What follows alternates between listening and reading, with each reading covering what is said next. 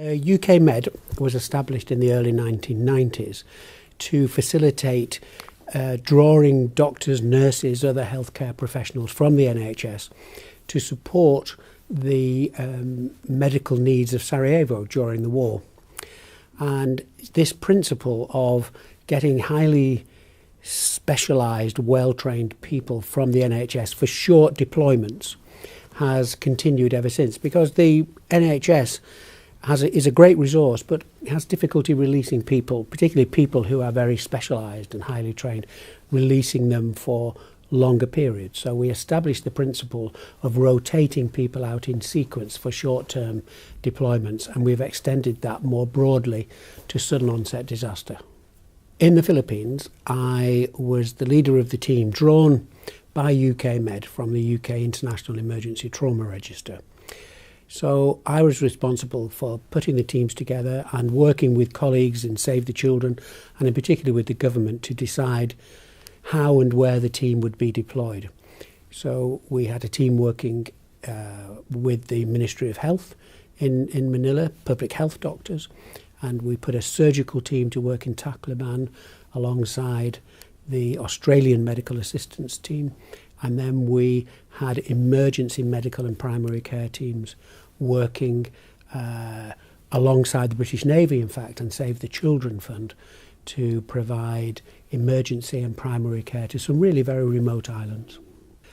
It was obviously a disaster in which very sad things happened, but accepting that, it was for me a very positive experience, because this system of expanding the register into sudden onset disasters and deploying alongside colleagues from other organisations and supported by the government worked extremely well.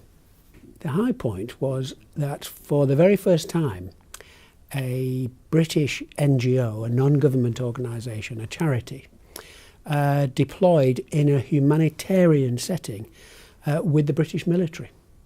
People have talked about this for many, many years. In fact, it was one of my recommendations to government when I came back from the earthquake in Armenia over 25 years ago. And at last we've managed it. And the deployment was extremely successful on both sides. We worked very well with the military. They worked very well with us. And we're looking forward to see how we can, where appropriate, have a mixed military-civilian response in the future.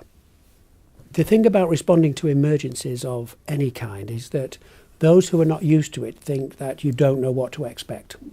But the point is, the consequences of all emergencies, large or small, are predictable if you only know where to look to find the experience of what's happened before. So my training over the years and my experience over the years has prepared me well to know what I will expect and how best to respond to the needs that will be there. I supervise a trainee doctor in the NHS, and we're looking to expand that role within HCRI to have more trainees who wish to specialise in emergency medicine and disaster relief come through us.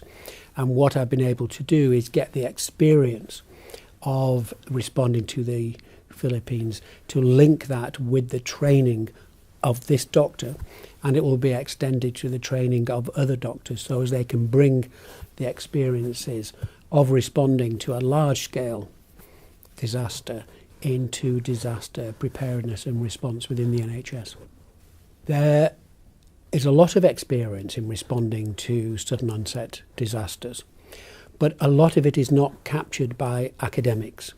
And what we're in the process of doing now, quite uniquely, is having a very close relationship between an NGO that actually responds alongside other NGOs to these disasters, and having that link with an academic department that will be able to reflect upon what we've done, be able to analyse what was done in the field, and to be able to critique it so as that we can constantly improve the response. Because a lot of humanitarian response is carried out quite uncritically, and certainly not under scrutiny by academics.